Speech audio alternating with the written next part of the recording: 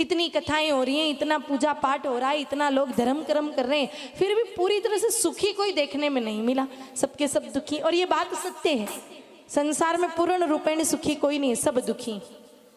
कोई तन से दुखी है, घुटनों में बहुत दर्द होता है, बैठ गए तो उठा नहीं जाता, उठ गए तो बैठा नहीं जाता। किसी को तन का दुख है, किसी को मन का दुख है, कोई धन से दुखी है, सब दुखी है। और ये बात बिल्कुल सत्य है, संसार में पूर्णतः सुखी कोई भी नहीं है। आप में से कोई है क्या जो कह दे कि मेरे जीवन में किसी प्रकार का कोई दुख नहीं, न तन का दुख है, न मन का कोई दुख है, न कोई धन का दुख है? ऐसा कोई है क्या? है कोई? नहीं, सबके जीवन में थोड़ा थोड़ा दुख है। मेरे भाई बहनों, असर में देखो,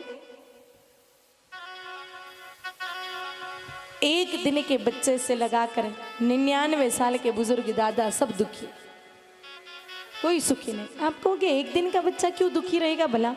वो न चलना जानता है न बोलना जानता है, उसको क्या दुख है? बात तो सत्य है कि एक दिन का बच्चा न चलना जानता है न बोलना जानता है, लेकिन एक दिन का बच्चा रोना बहुत अच्छे से जानता है, और बिना दुख के रोना नहीं आता है। आप लोग यहाँ पर बैठे हैं और मैं आपको कहूँ थोड़ा थोड़ा रो के दिखाओ, बोलो, रोना आएगा? नहीं आ सकता। बिना दुख के थोड़ी रोना आता है। एक दिन का बच्चा रो रहा है, इसका मतलब वो दुखी है, और दुख इतना सा है कि उसको भूख लगी है, मैया का दूध पीना है। जैसे ही मैया दूध पिला देती है, बच्चा रोना बंद कर देता है, लेकिन ये सुख कोई स्थायी नहीं रहता है।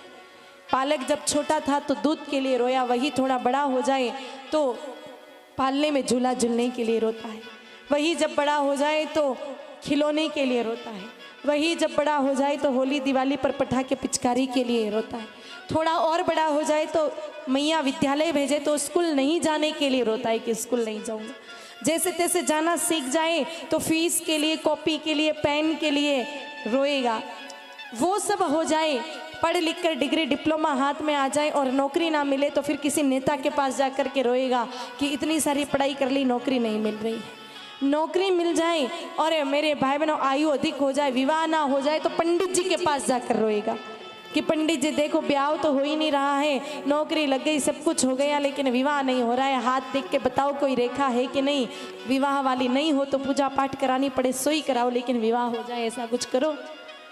विवाह हो गया, 5 साल बीत गए और संतान ना हुई तो फिर डॉक्टर के पास जाकर के रोएगा कि डॉक्टर साहब 5 साल हो गए विवाह को, अभी तक संतान नहीं हुई, मोड़ा मोड़ी ना हुए।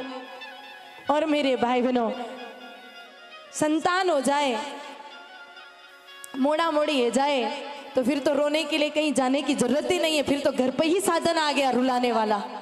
जिसके संतान हो जावे उसको रोने के लिए कहाँ जरूरत है जाने के लिए, फिर तो संतान ही पर्याप्त है घर पर बूढ़े माँ बाप को रुला रुला कर मारने के लिए। अब कोई 99 साल के बुजुर्ग दादाजी को पूछो कि दादाजी सुखी हो गए? दादाजी कहते हैं हाँ हाँ भैया, तलाश जारी है भैया।